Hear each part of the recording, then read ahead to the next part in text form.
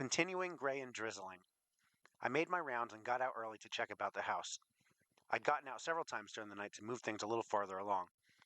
I was bone weary that morning, and Needle came by at dawn. He was out again with his crossbow crew, he reported. I'm still not sure how many there are, but I can show you where one lives. Later, I said. I'm very busy. All right, he replied. Show you this evening if we're both free. Any word on the police? Police? What about? Never mind. I'll tell you when I see you later, unless someone else does it first. Till then, he said, and he darted off. I went and dragged the corpse till I couldn't manage another step.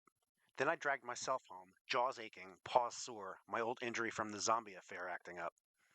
While I was resting under the tree, Greymock came by. How's it going? She asked. Pretty fair, I answered. I still have a long way to go, but he's stashed safe enough. I saw the horse go by. I gathered you took care of things. Yes, Quicklime was very cooperative. You should have seen his routine. The horse was quite impressed. Good. Has anyone been by? Yes, I watched the constable's place earlier. An inspector was by there from the city. So were the great detective and his companion, whose wrist was bandaged. Poor fellow. Did they stay long? Not the inspector, but the detective stayed to visit the vicar and several others. Oh my, I wonder what he told them. I wasn't in a position to hear, but the detective did considerable strolling about the neighborhood afterwards. They even went somewhat afield towards the good doctor's place. Didn't go off in the Count's direction, did they? No. They stopped and asked Owen about beekeeping, though. A pretext, of course. And I was near when they noted the arrows stuck in the side of your house. Damn, I said. Forgot. Have to do something about them. I have to go bury some things now, she said. I'll try to talk to you again later. Yes, I have some work, too. I made my rounds again, then went off to drag the inspector a little farther along. Having done it both ways, they're easier when they're stiff than when they're limp, and he was limp again.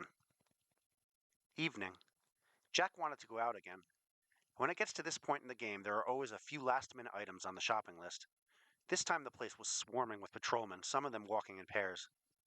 Crazy Jill swooshed by at one point, turning a few heads.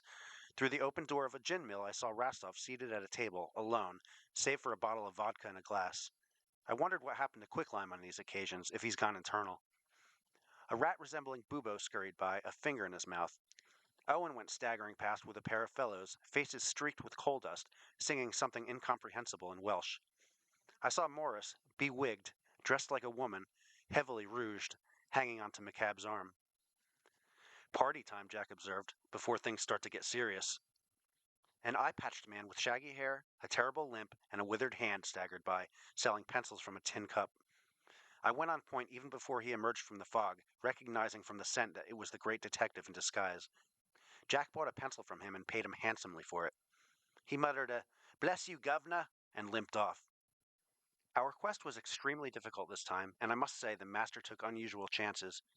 As we were fleeing, a number of patrolmen in pursuit, whistles ablare, a door opened to our left, and a familiar voice said, "In here."